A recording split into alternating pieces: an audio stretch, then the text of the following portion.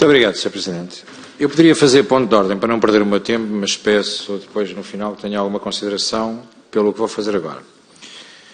O regulamento da Comissão, em momento algum, se sobrepõe ao regimento.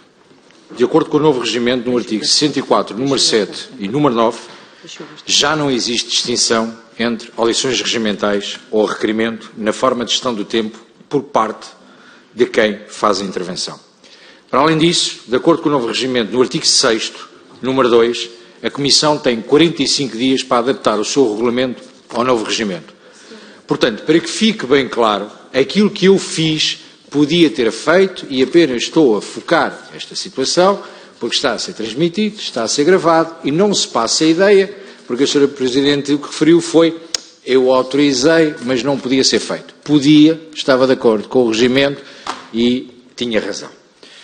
Feito esta parte, com a qual perdi um minuto para fazer o ponto de ordem e o enquadramento, começámos a audição com a questão de o PSD dizer o que não resultou e o Sr. Deputado do Partido Socialista dizer, mas era bom também dizer o que resultou. Pronto. E então eu achei que seria interessante, aqui muito rapidamente, e porque temos um serviço de assessoria espetacular no Chega, de imediato irmos buscar as notícias dos últimos tempos. Distrito da Guarda perdeu cerca de 18 mil habitantes nos últimos 10 anos. 10 anos. Notícia de 2022. Beira Interior perdeu 8,3% da sua população, desde 2011. Notícia de 2020. Tudo governo PS. População da Serra da Estrela faz balanço muito negativo após os incêndios. 19 de junho de 2023. Ou seja, nós podemos pintar como acharmos melhor. Todos nós estivemos na reunião com as CIMES. Fomos todos, desde já, quero dizer, que a saudar os serviços da Assembleia da República da forma como nos acompanharam. Saudar, inclusive, o acompanhamento que a própria CIM e os seus presidentes e autarcas estiveram sempre connosco, mas vamos lá falar das questões em concreto. Mas, olha, médicos de família, que é uma das questões apontadas como um dos principais vetores para a coesão territorial, não há. A questão da descentralização, todos os autarcas reclamam com a questão da falta dos pacotes financeiros que acompanhavam. Mas isso já estamos habituados, até porque a pressão foi feita junto da Associação Nacional de Municípios Portugueses e claramente foram encostados à parede pelo primeiro-ministro demissionário António Costa, quando no Congresso da Associação Nacional de Municípios disse claramente que ou aceitavam as competências, nomeadamente na área da saúde e da educação, ou então não havia PRR para ninguém no final do ano. A questão do despovoamento, já lhe citei algumas notícias.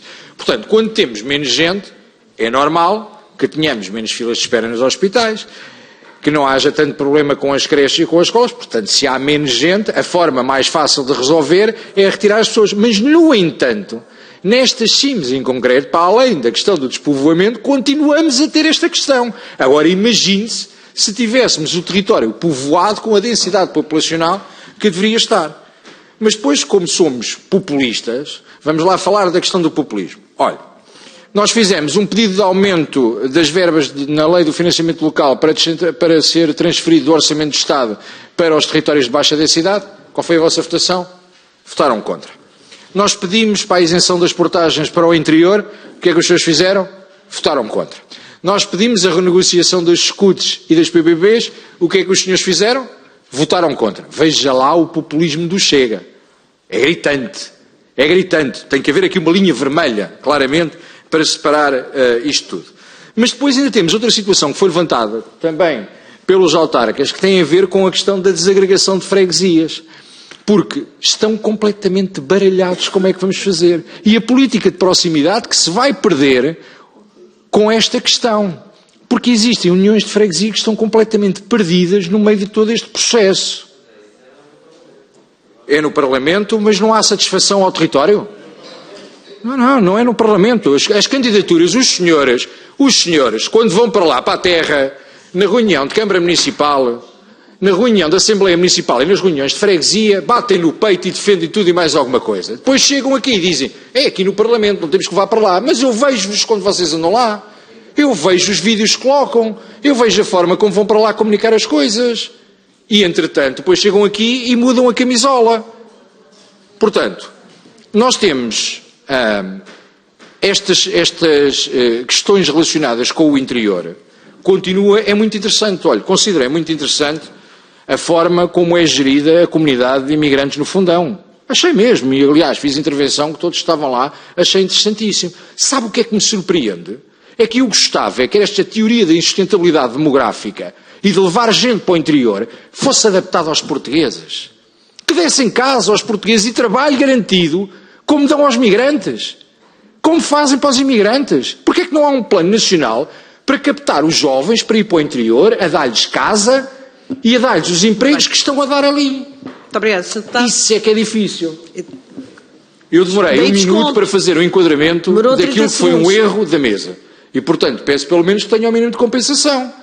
Mas, de qualquer forma, e mesmo para concluir, o que eu gostava de perceber é, porque eu sei que a pergunta é complicada de gerir, é se aceitam fazer isto para os imigrantes, e que é um bom trabalho que ali está feito, até estão classificados, consegue-se perceber quem é quem, sabe-se quem é que se anda nas ruas, tudo e mais alguma coisa. Coisa que depois em Lisboa não se faz, mas isso é contas do Dr. Rosário. Mesmo para concluir, porque é que este programa de captação de gente para o interior não é feito nas universidades e não levam jovens para o interior com as mesmas condições que dão aos estrangeiros? Obrigado, Sr. Deputado. Presidente, fazer uma meia-culpa, porque nem sempre tenho razão, e, portanto, dizer ao Sr. Secretário de Estado, Carlos Miguel, que tem toda a razão, porque quando eu referi a questão da descentralização da educação e da saúde, deveria ter referido única e exclusivamente a questão da saúde. No entanto, o que está a ser gravado, Se há coisa que o Chega não tem problema é de falar a verdade. E, portanto, essa situação também não deixa de ser verdade, que ficou bem claro e implícito a questão da pressão que foi feita pelo Sr. Primeiro-Ministro demissionário no Congresso da Associação Nacional de Municípios Portugueses. Pronto, está feito meia-culpa. Em relação àquilo que foi falado aqui, em relação ao programa, o Sr. Secretário de Estado, da sua forma simpática, vou dizer assim, de tentar ludibriar as questões, referiu que o processo não tem a ver com o Governo Central, a questão do Fundão. Não foi o Sr. Secretário de Estado, foi a Sra. Secretária de Estado. Em relação ao processo do Fundão, que era um projeto municipal. Pronto. Indiferentes, foi o Sr. Secretário de Estado ou o Sr. Secretário de Estado. Estou a responder ao Governo. A minha pergunta mantém-se. Ora, se o projeto é um projeto vencedor, como dizem, um grande exemplo, e eu próprio, na presença dos deputados do PSD, do PS, dos outros não, porque do interior pouco falam, porque nunca lá vão, mas depois vêm às comissões tentar criar aqui algumas coisas, portanto, aquilo que referi na altura foi claro, que saudava o projeto e a forma como estava a ser desenvolvido. Mantenho a pergunta e era isso que gostava de saber. Ora, se existe um município que está a fazer bem, como referem Vossas Excelências, mesmo para concluir, porque é que nunca foi adotada uma medida na área da coesão territorial e para suprir a necessidade de povoamento que fizesse o mesmo processo, mas para os portugueses e para os estudantes universitários neste caso. Obrigado. Sr. Presidente, ficaria mal comigo mesmo se não fizesse uma intervenção, antes de mais para agradecer as palavras do Sr. Deputado Jorge Paulo Oliveira e não obstante o facto de termos durante o ano e diariamente as nossas divergências políticas, partidárias e termos opiniões diferentes, acredito piamente que todos queremos um Portugal melhor, acredito que temos, obviamente, caminhos diferentes para chegar a esse Portugal melhor, o nosso caminho não será o vosso. Mas nesta época, saudar a todos e desejar a todos os votos pessoais de maior felicidade para vós, para a vossa família, com muita saúde. E é bom também saber, agora com um bocadinho de provocação, que ainda há gente no PSD que acredita no espírito natalício, porque às vezes quando ouvimos dizer que só acontecem determinadas coisas quando acreditarmos no Pai Natal, nós acreditamos e de facto o Pai Natal às vezes quando temos fé e acreditamos, fazem alguns milagres. E pelo menos que na ceia de Natal estejam com aqueles que estão presentes e com os que estão ausentes que estejam no pensamento de todos. Muito bem.